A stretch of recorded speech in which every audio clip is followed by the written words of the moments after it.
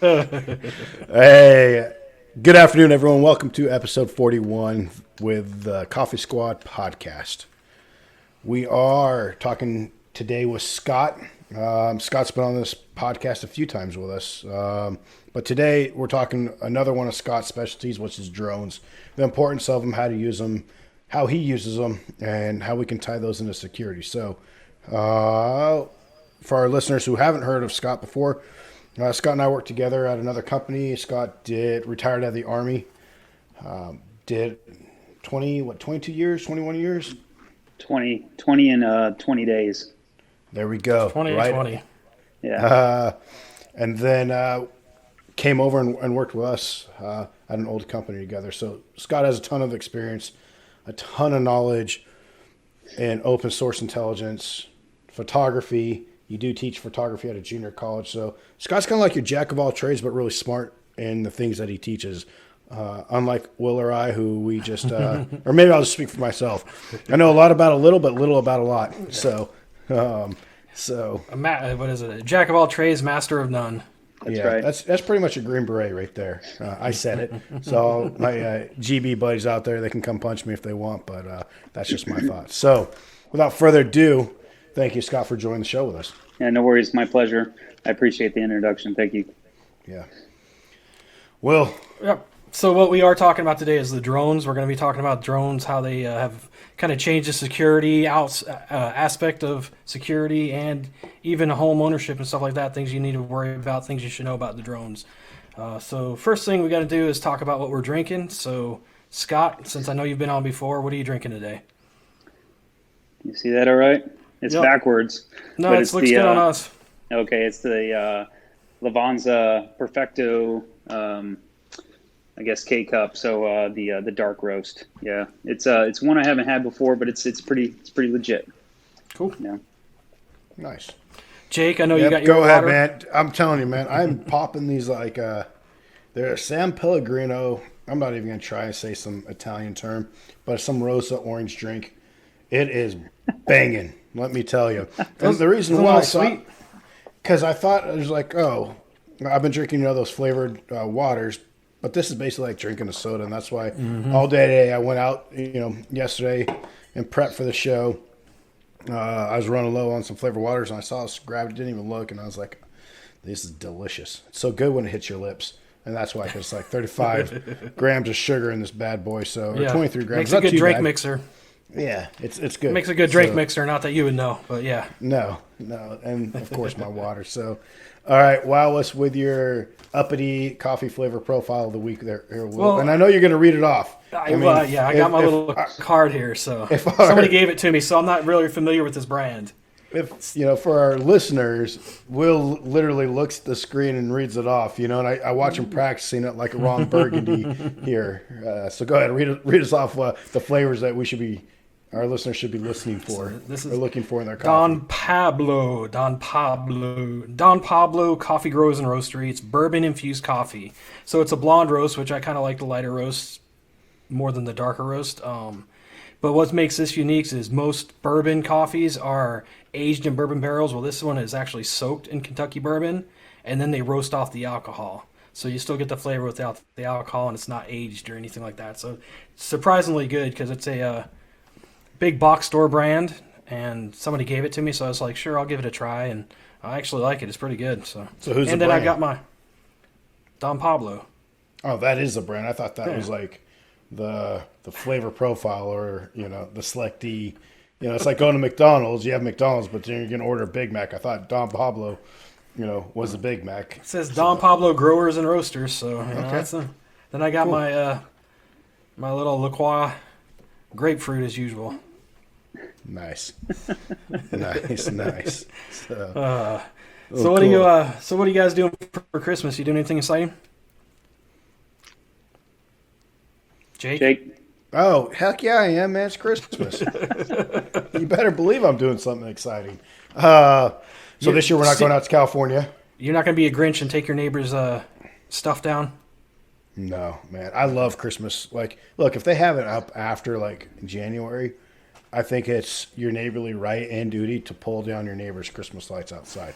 That's just my, Nice. that's just my 2 cents on it. I'm not saying it's right. I'm not saying it's wrong. I'm just saying, that, hey, that's just my 2 cents. So, no, we're actually staying here. We're not going out to California like we did last year, but we are in North Carolina. It is called the Great Smoky Mountain Railroad. GSMR is like their website. Anyways, they do a very cool Polar Express thing. So it's old steam railroad up in Bryson City. It's like an hour and a half train ride, and then they reenact the Polar Express. And then when you get to the little town that they go to, there's Santa Claus and everything, and they give the kids a gift. So I actually saw this back in like early October, and I signed up for it. But we're not doing it till 2 days after Christmas because they're completely booked. Yeah. So wow. Those who live in like the North Carolina, Virginia, I'd say the Tennessee, and that little border region, check it out because I'm actually really excited to do it. Probably more excited than my kids are. But it sounds like a really, really cool experience. So we're going to go spend a few days up in the mountains right after Christmas here. Cool. Yeah. Fantastic. What about you, Scott? What are you doing? Yeah, we're heading down to Charleston, South Carolina. We have an RV. We go regularly on RV trips as a family. So about once a month we go. But this month we're going to go down to Charleston, and there's a county RV park, St. James County RV Park, or St. James County County Park. So it's not a state park, but it's county. But they have a huge light show, so we're looking forward to that. We're going to do that for a few days before Christmas, come home, and then enjoy the day here once we get back. So we're looking forward to it. Cool. I love Charleston. That's probably one of my favorite places to visit. I think they have one of the best 4th of July fireworks displays ever. So yeah, and the food there is just absolutely ridiculous, yep. Man. I just can't. Yeah, it's probably the main reason we go is for the food, yeah. And then secondary is for everything else. But there's an awesome restaurant called Cypress. If you like lobster bisque, in my opinion, and that's the only one that really matters, they have the best lobster bisque ever. So I actually make it every Christmas. So I bought their book just so I can make lobster bisque. So nice. Yeah. Might have to check that one out. I haven't been to that yet. A little fancy, but you're all right. I mean, it's Charleston. Shorts and a collared shirt. Yeah, that's it. So Doug was on a few weeks ago, and he's from that area, and he introduced us to a new coffee, One Nation Coffee. I had some of their stuff is really good. They're down in that area too, and they give back to veterans and law enforcement, stuff like that. So pick some up if you have a chance. Yeah. Will, what are you doing? Let's not exclude you. I just told you about my training I finished, so I don't want to exclude anyone. So around here, there's a place called Lake Linda's. It is it's a little pond, honestly, but they call it a lake, and they decorate it with all these Christmas lights and stuff. And they're actually going to be on, what is the Great Christmas Light Fight on ABC or whatever that show is. It just premiered last night or the other night. Well, they're going to be on it this year and stuff. So they build everything by hand. You know, the guy's like a mechanic. He builds all this stuff and does all these lights and stuff. So it's pretty cool. So we'll go up there and do that, and then just stay at the house. We don't really travel too much, and usually have family come down, but obviously because of everything that's going on, we're not having that this year. So yeah. Well, did you ask Santa Claus for a drone? I did not. No. You knew we were doing this podcast, Will, for like 3 weeks. He says I drone on enough as it is, so I don't need to ask for one. But well played. Yeah. Well played. Yeah. So. All right, so the reason we brought Scott on, for those of you who don't know, Scott does own his own drone business, photography business, and stuff like that. So he is kind of our subject matter expert that we call on for this type of stuff. So let's get into today's topic and ask Scott exactly what is a drone. All right, so a drone, or what well, let me back up. So I do have my own photography business, but with that business, I also do drone work commercially, mostly real estate, but anything and everything we can do to help people out from the aerial side of the house, we can do. So if you haven't seen it, it's capturevintage.com. Check it out when you get a moment. But a drone is anything that's unmanned aircraft, right? So that's simply put, unmanned. It could be a toy. It could be a $10,000 or $15,000 unmanned aircraft. They're all a drone. So that's the technical definition of it. So are they? I mean, I know you said 10,000, 20,000. So I guess now I know I was doing a little research for this. I remember Right. back in the day they were pretty expensive, but you can get one for a couple $100s now, right? Oh, absolutely. Speaking of which, for Christmas, I actually don't. She's not around here, so I bought my daughter a small one. It's about $100, but you can manage it straight from a phone or an iPad. You can fly it, through the Wi-Fi device. So however far the Wi-Fi extends, you can do that. And then on top of that, it also teaches kids how to program a drone too. So you can start programming it to do certain things. So it teaches them Python coding and some other ones as well. So if you want to get your kids into that, that's one way. But it's $100, and that was on the DJI site. So yeah, super cheap. You can probably even go cheaper than that. But then you're getting into more the toy realm, if you will. So my son has a toy drone. I got him one for Christmas last year. Yeah. I think it's like $50, $60. I knew that he was just going to destroy it, fly it into the trees, fly in the side of a window, which he did. But they come, the one I bought, again, through Amazon, just a few of the props, and you just replace them. And it still surprisingly works, almost a year later today. So, and the drones that, we're going to talk about mainly today, they're not your toy drones. They're your professional drones. They're the ones that, people like Scott and people in the security industry use, whether it's for photography, for live video, for, checking fence lines and all that stuff. So we'll kind of get in that a little bit later. We're not talking about like the old school, those of us who are in the military and those who live in the Middle East that, they're familiar with, the MQ-1 Reapers or anything of those large Air Force Navy no drones Predator. with the Hellfires. No Predator drones or anything like that. No. Yeah, we're talking, just what I consider almost like your basic commercial style drone. So, with that, Scott, how about, how did you get into the drone industry, and then what rules and regulations kind of follow that? Yeah, so there's a lot to that.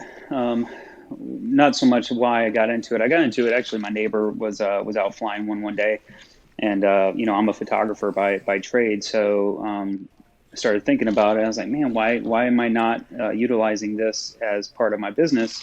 So that was one reason why I got into it. And then when I started flying it around, yeah, he just had a toy drone, but as we were flying it around, I was like, man, this is kind of fun. This is interesting.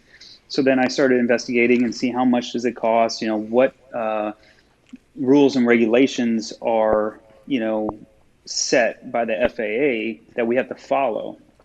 And there's kind of two ways to look at that, or the two different categories, if you will. You have your recreational, flyers, if you will, drone pilots, and then you have the Part 107 certified commercial drone pilot.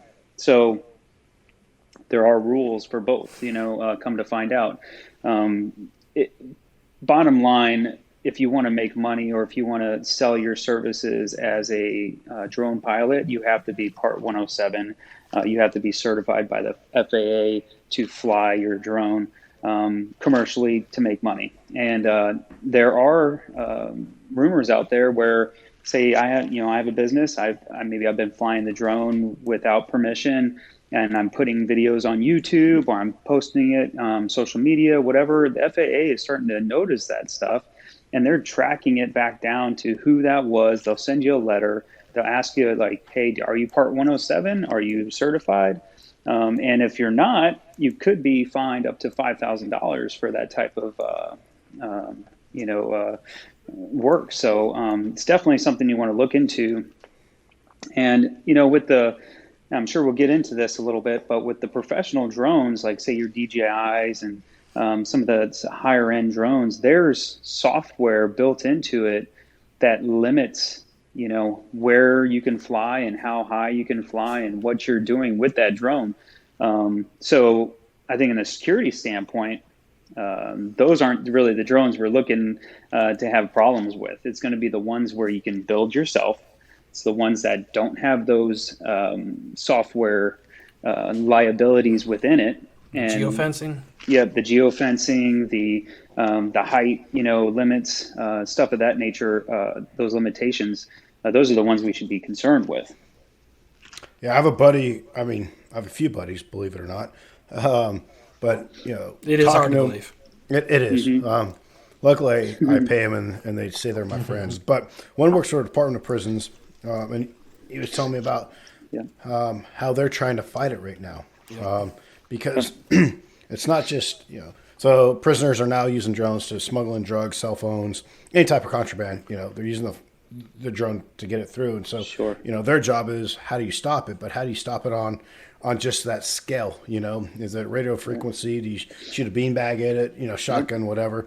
I know DARPA has been working on this as well for not just the military, but we're talking stadiums. Another buddy who works stadium security. It's one of their biggest threats is their concerns is what happens if someone flies this drone into a stadium. Right. And if it's armed, with some C4 or some type of explosive, that's scary to them. So, Yeah. how do they stop it? And there's technology and ways that our government and other private industry are coming up with it. But drones are used for a good thing. So for everything good, there's always that negative bad side to it. Right. Yeah. Just like these drones here, like I have a DJI Mavic here, Mavic Pro. Like I can't. If I decided to fly this near an airport, there's going to be, I'm going to have to accept some type of risk. I'm going to have to tell that I'm flying it there. There's a lot of feedback I'm going to get from that drone. However, there's ways to crack that, and that's plastered online. So I could crack that software. I could fly it where I wanted, and then that's going to be up to the people that are noticing this, like, hey, there's a drone flying over here. They need to be aware of the rules and regulations on some level, so then they can properly notify the authorities if they see something out of hand. I think that's probably the biggest safety precaution we can have is John Q. Public knowing a little bit of the limitations of drones. Like, hey, I'm at a baseball stadium. There's a drone up there. I know it's not supposed to be there. I need to let somebody know. It's kind of like that. See something, say something. It goes with drones too. Like, I shouldn't be flying that downtown Fayetteville at 400, feet. But if somebody sees it, they should probably say something. Yeah. So looking at for uses in the security market, right? You've talked about photography. We've talked about perimeter fencing, but also event. I mean, I brought up my buddy who does event security at stadiums. So when you're looking at event surveillance, a drone, in my opinion, is a great tool to use. It can get there a lot faster than you or I walking around the perimeter, having someone drive around. It has a different viewpoint. And it's also, for me, one point is fly it around pre-event, before the event takes off. Right.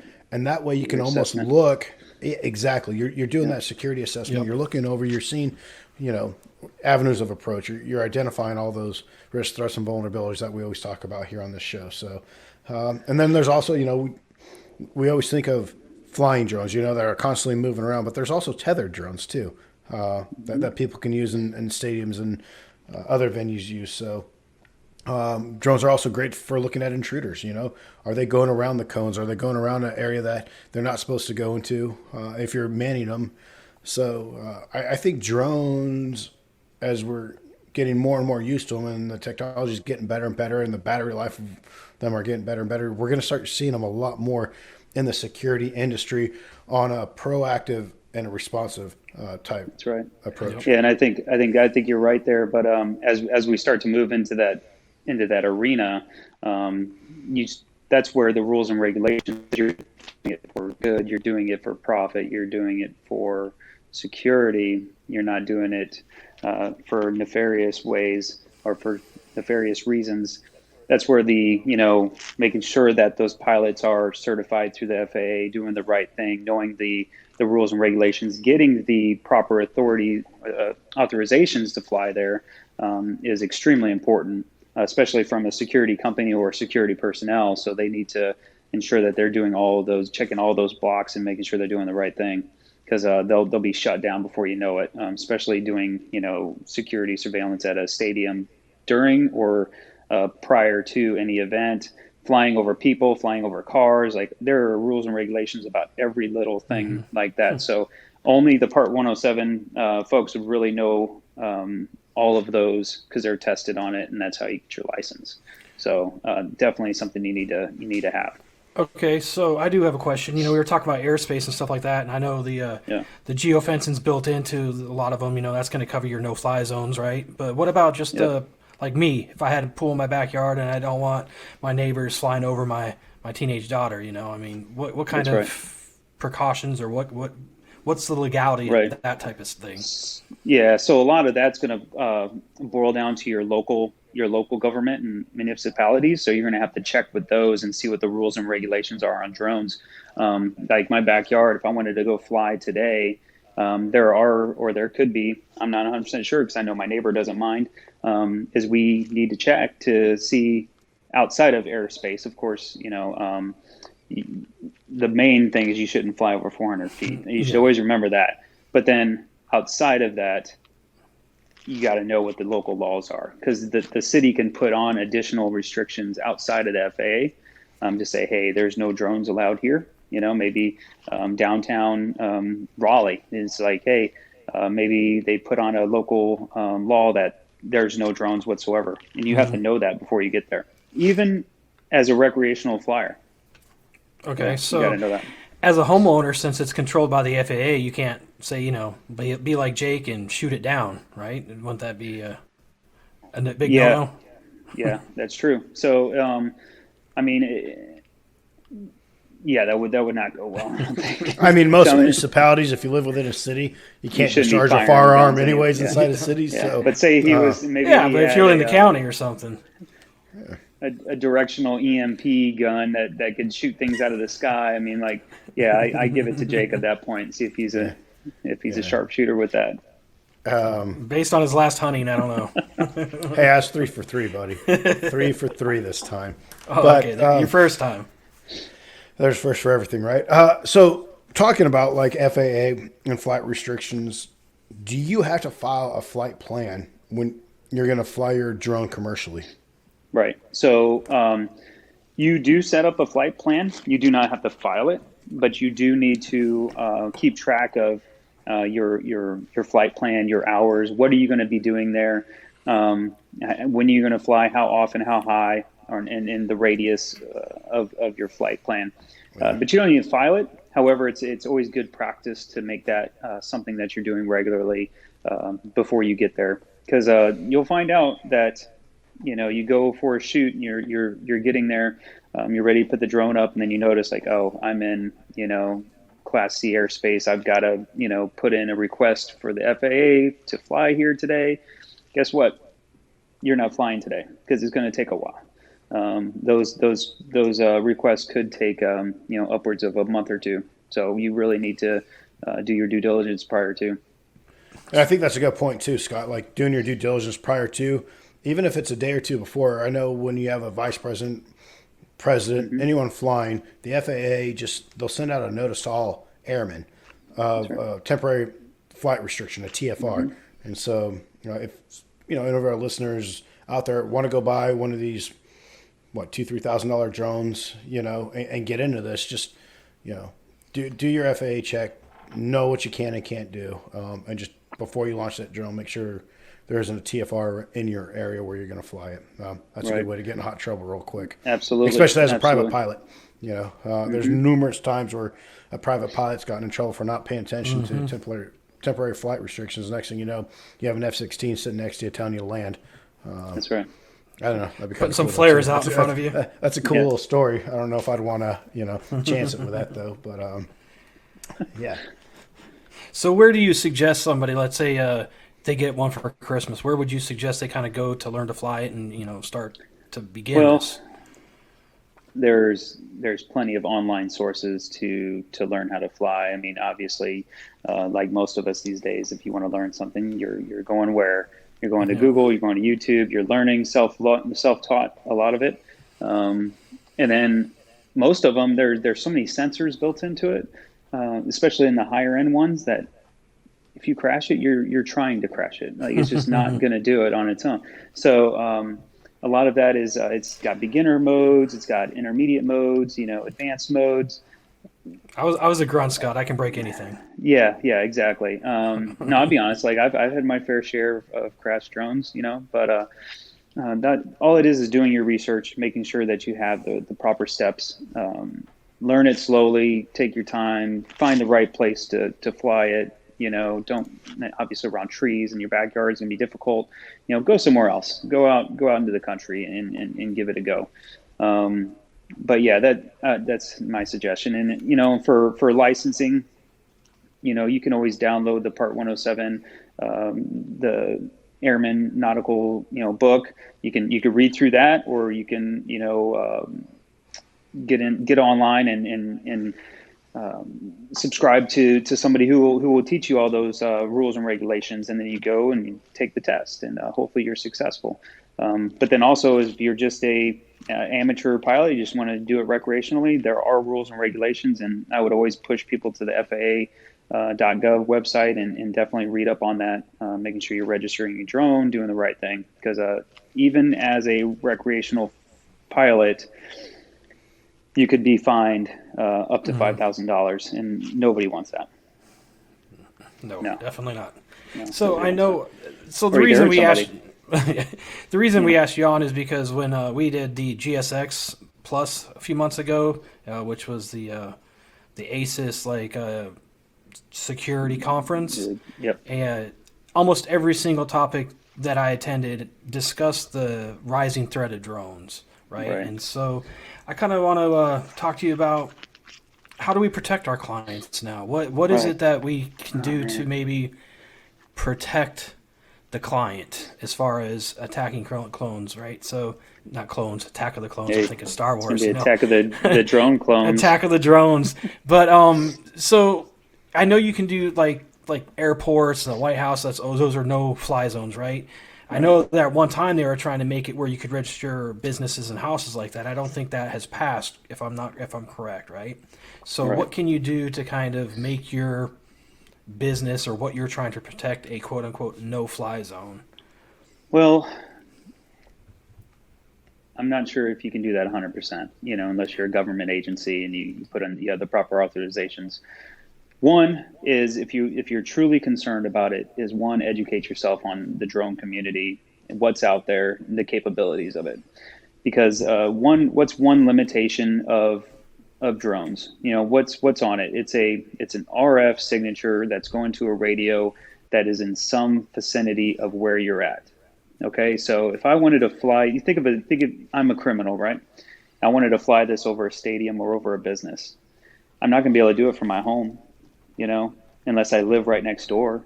It's just like you think of it like a sharpshooter who wants to, shoot somebody from a certain distance. They can only do it from so far.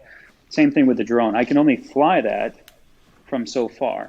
So if you see a drone, there's a link to that drone to somebody nearby, and with that we can then minimize what's going on in that general area. Alert authorities, let them know that, hey, there's a drone. They can lock it down. They can find out who was flying that. If they want to recover it, they can. It's going to be very difficult in that fashion. So if I was a business owner and I was concerned, one thing I'd familiarize myself with the drone industry. Two, know the limitations of some of the popular drones in that area, for use, and then kind of geofence your area, considering how far you can fly that drone from a certain distance. You can take all those precautions into consideration, because at the end of the day, we're not trying to stop drones. We're trying to stop people, because they're the ones that are doing it. If you know what I mean. Yep, absolutely. So Saudi Arabia is having this issue right now with the Houthi rebels. They are literally flying drones, it seems like weekly, into petroleum facilities, chemical facilities, anywhere they can. They've hit the airports there within Saudi Arabia using drones. So, it's not just everyone has access to drones. Right. I know in the Middle East, when I was over there, drones we were using them. we've been using them for a long, long time. But that technology is pushed out, and so now the bad guys have it. So, like Scott was saying, the further out you can push your perimeter, the better off you are. Here in the U.S., the FAA is the one who issues flight restrictions and no-fly zones, and so you have to have a pretty dang good valid reason not to be able to fly over a certain area. So Yeah, these are controlled by RFIs, that radio frequency, right? Yeah, it is. So there's certain megahertz you could probably, minimize if you needed to. However, those can be changed. Those can be, modified.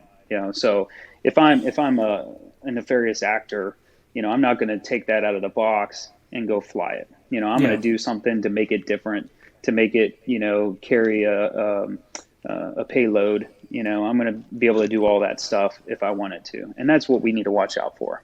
Not the people trying to do the right thing. It's like gun ownership, right? It's like, or gun control. Like I'm a personal gun owner, but I do it the right way. But now, more restrictions are going to come upon me to fly a drone.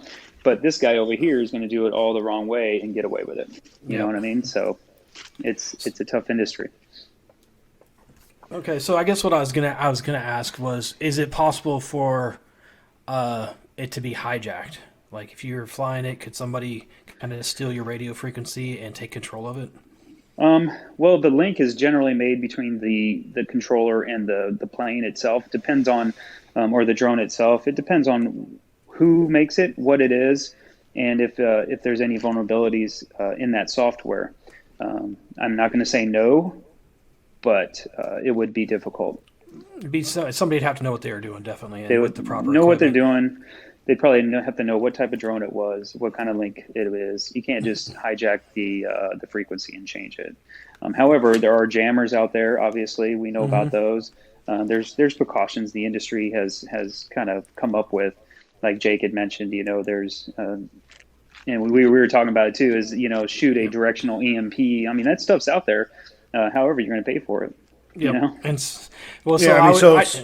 go ahead, Jake. I mean, if you do a jammer or directional EMP, it's not just that drone that you're affecting. You're affecting the surrounding area, and that's where the legalese and the counties, municipalities, federal, state, local government all have to be on board at that point. That's what the prison system's having a hard time with right now. That's right. Yeah. And then they're also called, drone swarms. We saw a really cool thing with the Olympics, the Chinese Olympics, right? All the drones in the sky doing the different things. Well, think about that, on the negative. On the negative side of things. So.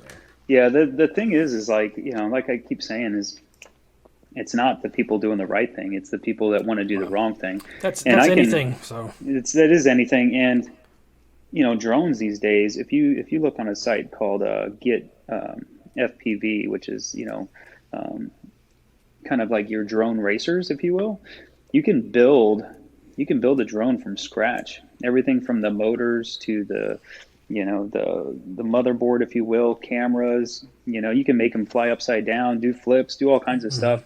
And they're viewing it through VR goggles. So you put these goggles on, you can fly that thing anywhere, even small ones. You see some of the video, it's actually kind of amazing how they fly these things. However, if you start thinking it in nefarious ways, that's even scarier to me, because you can go in undetected, you can fly a certain distance and do what you need to do, capture, record, maybe, you could fly a little drone into a room, nobody would know it was there. Maybe you're taking pictures and you're flying it out. I mean, it endless opportunities. But I mean, so I think, like with anything good, there's always a negative, and we're looking at a lot of the negative. But let's talk about the good things. Let's talk about the good things that drones can do and how, security professionals can use those drones. So Scott, if, I said, hey, Scott, I have a client, let's say I have a client in the petroleum industry. How would you use your drone and the technology and the software? What points would be a good point to take that CEO as you're working on the security assessment, saying, hey, I have, this is the capabilities I have. How would you pitch that? And, what's the good of coming out of that? Right. And I'm on some level, in regards to that, like there's plenty of drone options out there where you can take thermal imaging. You can, obviously do security assessments from the air, see vulnerabilities, risks,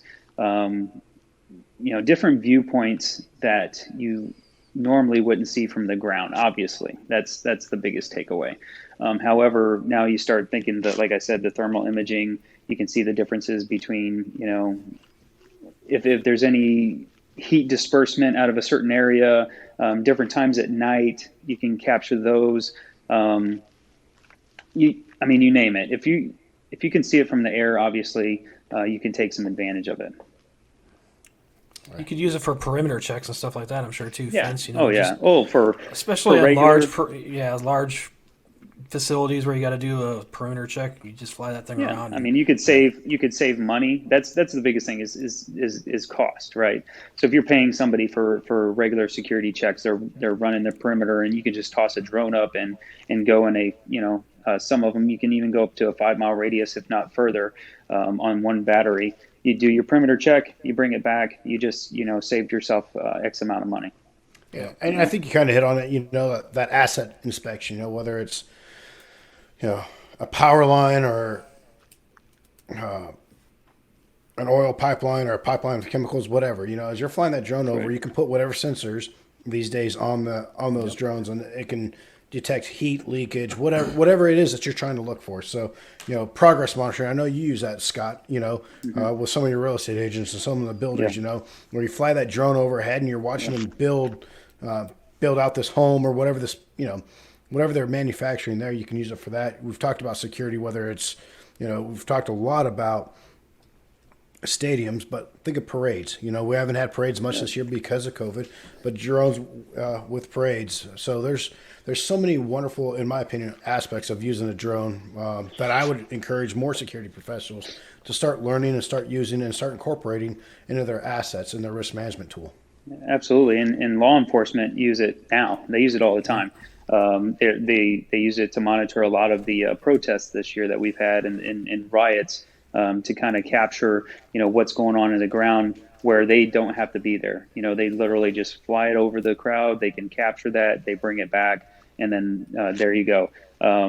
Live broadcast. So news stations use it regularly. That can feed back, and it goes straight into the TV. It's amazing. There's so much you can Professional use it for. sports use it. I mean, anyone.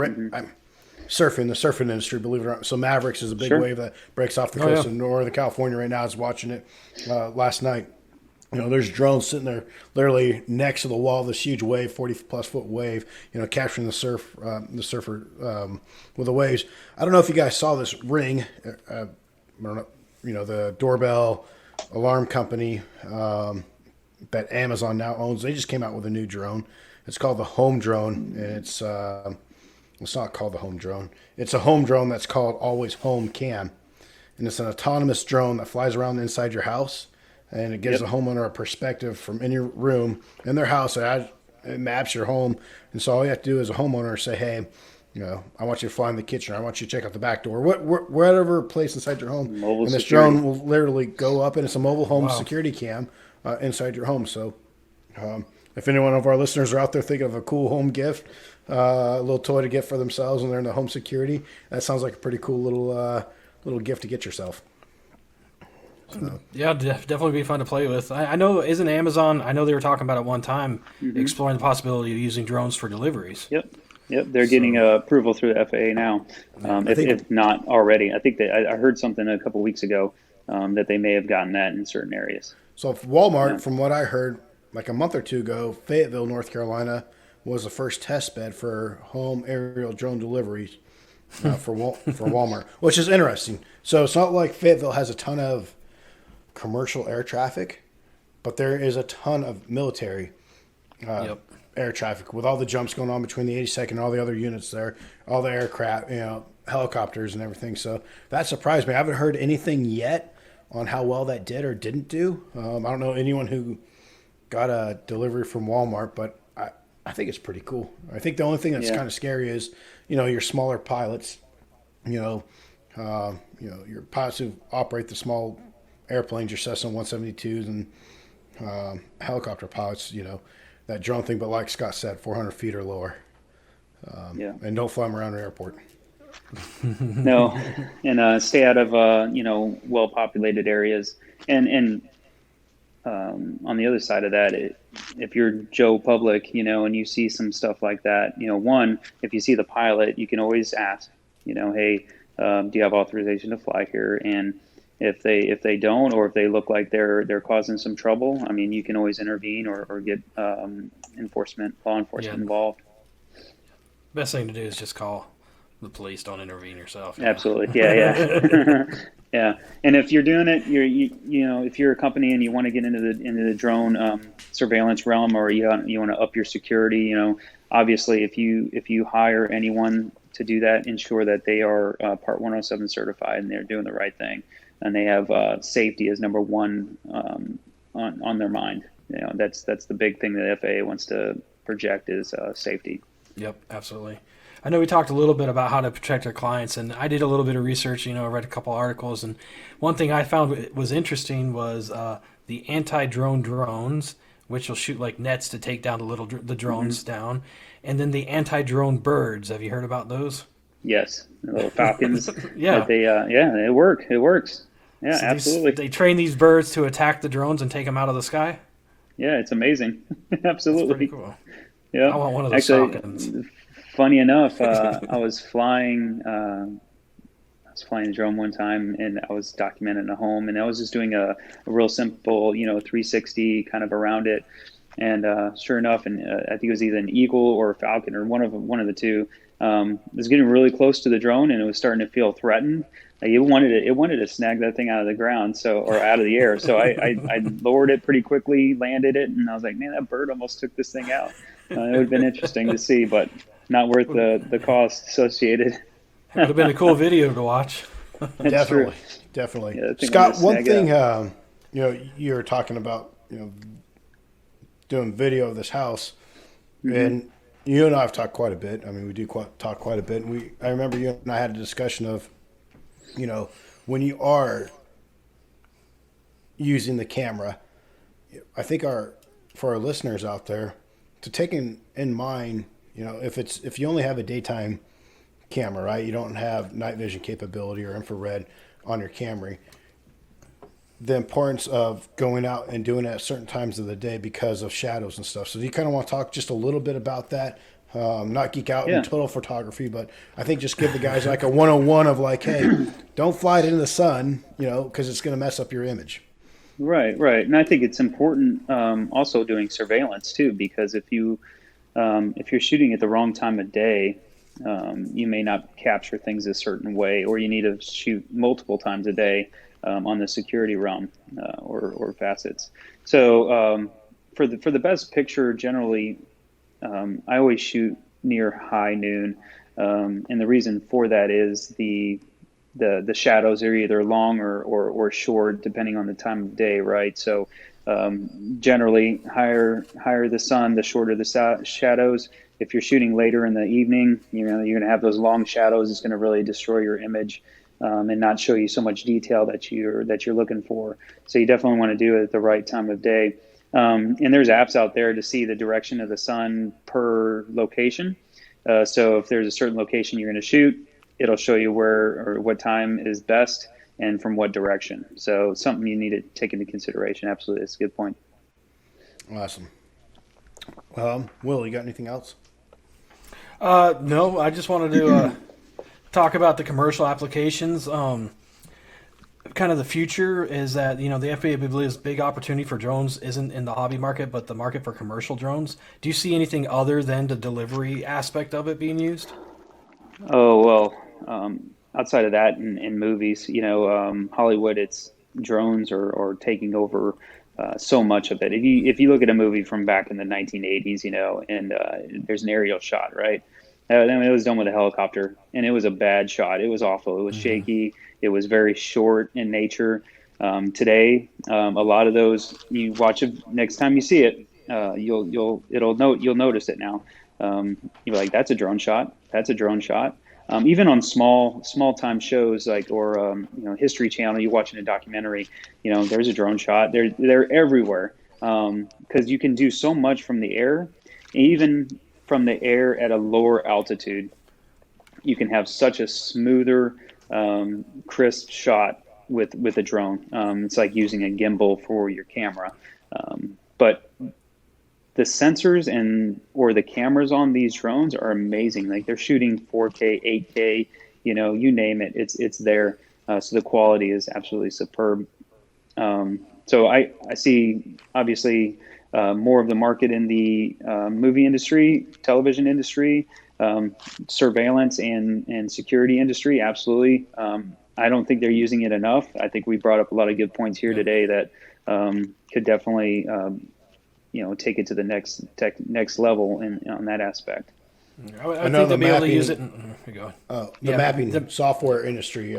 Rob, a good buddy of ours, he flies a drone now all over the place, and it's really just used for mapping. And they're getting within like an inch or two of terrain differentiation. I mean, think about that. Where how helpful that is, to anyone, whether you're going outside or you're a soldier or whatever. That terrain association and how they're able to pull that up. That's so right. I think the sensors. I think drones are going to be more and more part of our life. But the sensors that they're putting on them, you're going to see a big change in the common things we used to use from a field map all the way up. That's right. I think another good one might be like building inspections and stuff like that. You can use it to fly up your skyscrapers and do that instead of send the inspector up there. You can just send the drone up there and they can take a look at what's going on. Absolutely, yeah. Home inspectors use them all the time. They want to inspect the roofs. They do that. Radio towers, those are inspected regularly. That's one thing that the commercial license will allow you to do. So yeah, you name it. It's anything to save money and or safety for personnel. Time. That's what it's for. Agricultural is the big one now. Is DJI. If you go on their website, I got some interesting videos of drones literally doing crop dusting and inspections of crops. I mean, it's there. The capability is there, and it's only going to get better. Now you just have to convince those farmers to go this direction instead of what they've been doing. And embrace the technology. Yeah, absolutely. Yeah. I think there's fewer industries that aren't using drones than there are that are now. The ski industry, I was blown away. My brother-in-law works in the ski industry. They're using drones to check the chairlifts, checking for avalanches, that kind of stuff. So, the more you kind of talk about drones and people outside of different industries, you're like, oh man, they actually use them. Real estate, who would have thought real estate agents all the time, want to hire someone like Scott to go out there and film, and then you look at the videos that Scott produces now, and it's like, this is amazing. So, I think it's across the board, it's a great tool and a great asset to use. Absolutely. Scott, I want to say thank you for coming on again, and I know you're coming on here in another month or two, so appreciate it. Jake? No, thank you. Thanks, Scott. Thanks to our listeners out there.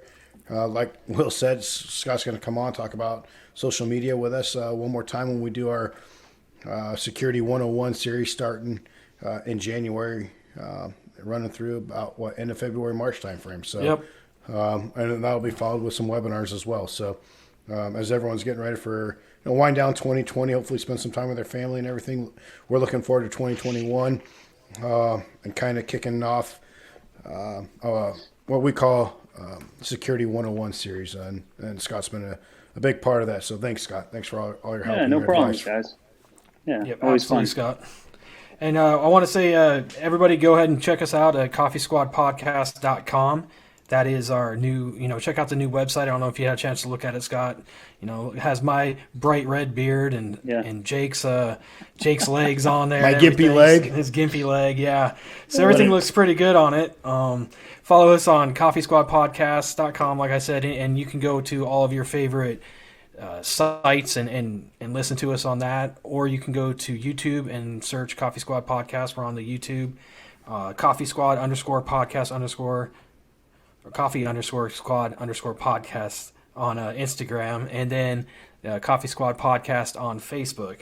And we do have, like Jake said, coming up the Security Series 101. That's going to start on January 7th. Or I'm sorry, 11th, that second week, third week in January, and we are taking from right after Christmas till right after New Year's off. So you will have a couple weeks without your favorite podcast, just to prepare yourself and kind of reset, reload, and get ready for the new year. Scott, again, thank you very much. Jake, talk to you tomorrow, I'm sure. Absolutely. Thanks, guys. Have a good one.